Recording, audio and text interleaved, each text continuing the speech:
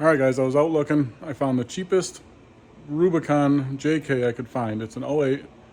It's got 138,000 miles on it. The previous owner did the anniversary hood, the newer wheels, and that's about it. I'm going to show you a few things that I found. It actually rides really bad, and I'll show you what I found here in a second. I think it's a pretty common thing to find on these when they're traded in or something, or a lease or whatever. But let me show you. So the first thing I found is this had a lift on it at one point, and they changed out the springs, kept the bump stops in there, and it's literally riding on the bump stops. There is no up travel in the suspension whatsoever. Makes for a very harsh and uncomfortable ride.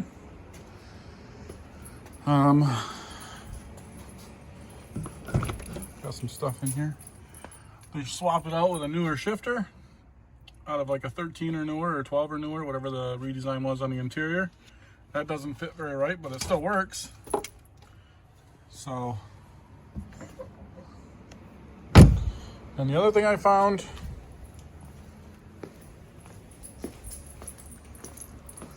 was under the floor here. I don't know if you'll be able to see it or not, but there's a patch panel. There must have been a rust spot in the floor or something that they just cut out and replaced. This wasn't originally a Canadian Jeep, and they must have had a rust hole or something from where they sit and drive and whatnot. And they just cut it out and put a piece of floor pan there, and I don't know how they bonded it or something. It's not welded, that's for sure. So I'll probably clean that up, fix that up later on down the road. But right now, I'm gonna swap out the springs. Hey Charlie. So I paid $14,000 for this Jeep. Came with a couple extra things. He had a crossover pipe in there for the exhaust, and he has headers for me that are gonna be, well, hopefully you ordered them a while ago. They were on back order. He says when they come in, he'll give me a call and let me come pick them up. So I found these TerraFlex. They're a 2.5-inch lift spring on Facebook Marketplace. Paid $100 for these. I found them local. Had to drive maybe an hour to go get them. So I'm gonna throw those on. Hopefully it lifted enough. If not, I'll find some 4-inch ones. But my dog's on a mission. So I'm gonna get those swapped out. I'm gonna do some measurements here and see what the before and after is. Hopefully the spring isolators are good on it, that I don't need to replace those. But I'm gonna get this up in the air, do some measurements first, and we'll see how it looks. So here's my first time having it up in the air. Before I was just crawling around underneath it. And there you can see the patch they did.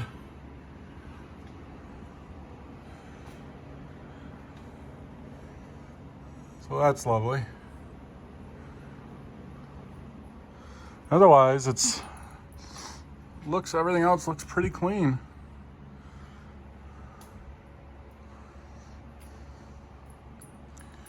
Okay, the spring isolators are still up there. I was hoping those were in there.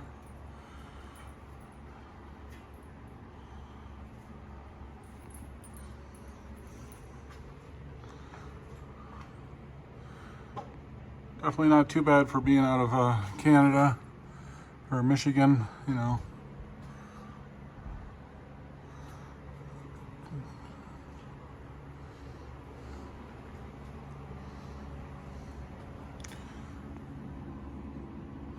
There you can see it's a 241J, a 4-to-1 transfer case.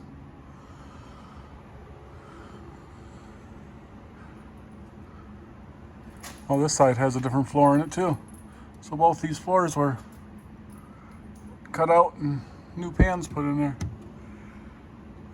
I don't know, I'll have to pull the carpet and investigate on that a little, but for now it's good enough.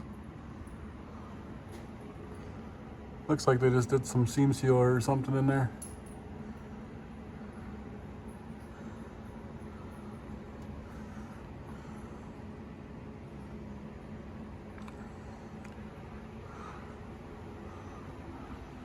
Looks like a little bit of oil leak around the pan gasket.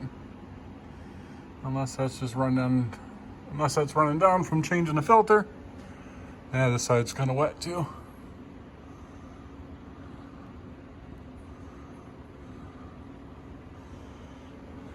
All right, I'm gonna get these springs swapped out real quick. So on the left is the spring I took out, the right's the Terraflex. I don't know if that's still gonna be enough. So I'm gonna put it in there anyways. It'll be better than what it was, so.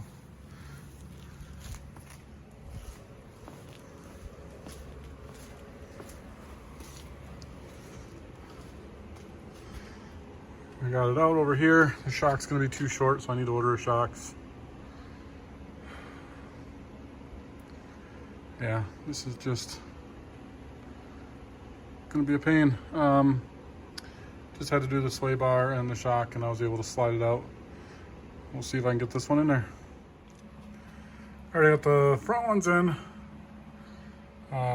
Went in fairly easy. I ended up cutting the rubber off of that. I'm not doing any wheeling or anything crazy, so I'll fix those later on. I think I'm gonna have to go to a 4.5 inch or a 4-inch lift. Shocks are too short, so I need to get me a longer shock. I was hoping they left the lift shocks on there as well, but no such luck. I'll need a new steering stabilizer. Probably that thing looks shot. Already got the rear swapped out, took the shocks out. A little easier in the back. I gotta see what I can find for shocks. I'm trying to do all this on a budget. See if I can find some good Bilsteins or Ranchos or something I can throw on there. All right, I got it done. It went really smooth. Besides a couple bolts that fought me a little bit, but I had to take the shocks off, disconnect the sway bars. If I was able to reconnect the sway bars once I got the new springs in, I just needed to do that to droop the axle down far enough. So I gained about 3.5 inches. I went 39.5 in the front from 36 to 39 from 35.5 in the rear. So it's going to be a super bouncy ride now instead of super stiff until I get some shocks. But I'm going to take it out on the road and see how she does. All right, I'm taking it for a little road test. It's definitely bouncy without shocks. All right, we're just going to finish up the suspension on this. I got some shocks and a shock spacer kit for the rear. I'll show you what I have here right now. So I initially went with these Terraflex shock extensions, but on the Ranchos, this thread's a lot bigger than what the extension will allow. So I went and bought some new front shocks, just some Terraflex I got off Amazon. And then on the rear, I'm gonna try this spacer. Hopefully it'll work. It just goes right here and spaces in between the mount and the shock. So came with hardware. It was like $30 on Amazon. Hopefully that'll work. So I'm just hoping this gets me by until I get a 4.5 lift or so on here. I'd like to go to a 35 or 37 inch tire. So I don't want to spend too much money on it right now until I do the bigger lift and get new tires. My dog's trying to steal all my bags. So the first phase, I just want to get it to where it can ride good and enjoy it a little bit. And then when it's time to get new tires, I'll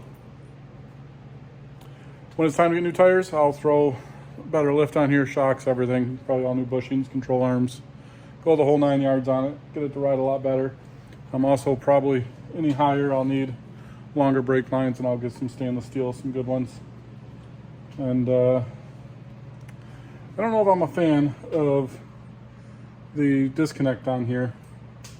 It doesn't seem to work really well. It may just need, I don't know if the motor's not working or what on it. I gotta look into that a little more. Maybe I'll tear it apart and do an upcoming video on that or something, I don't know. But for now, let's put these shocks on. I already got the front shocks installed. I went to go do the rears, and the hardware they gave me was too small, so I had to go pick up some 10mm by 1.5. And I'm gonna get the rears installed real quick. What are you doing? Do you want the water? Huh? I already got the rear installed. I did new lower hardware and everything, and upper hardware. You can see the extension bracket up there. It probably really could be about an inch longer, but for what I'm doing, it'll work fine. Yeah, I had to use my transmission jack to jack it up to get the lower bolt in. I started with the upper up there. Pretty easy, just basically installing shocks. So I'm gonna get the other side done over here and take it out for a little test drive. All right, guys, this thing's driving like a brand new Jeep. Doesn't bounce around, has good shocks finally, at least good shocks in the front. I put the old ones on the back with spacers. But there's a few things left to fix on it. Right now I'm just gonna daily drive it, nothing serious. Like I said before, I got plans. But for now, I just want to get it a functional daily driver. I got my TPMS lights are all lit up. The previous owner put these wheels and tires, never programmed those sensors to this vehicle. I don't think my front locker's working, so we're going to dig into that a little bit. And the front sway bar disconnect I don't think's working. That's making some funky noises when I engage it. So we're going to get into all that here in the next video. But for now, I'm going to daily drive it and enjoy it a little bit. So I want to thank you guys for watching this video. Hit that subscribe button. If you're already subscribed, thank you. And we'll see you in the next video.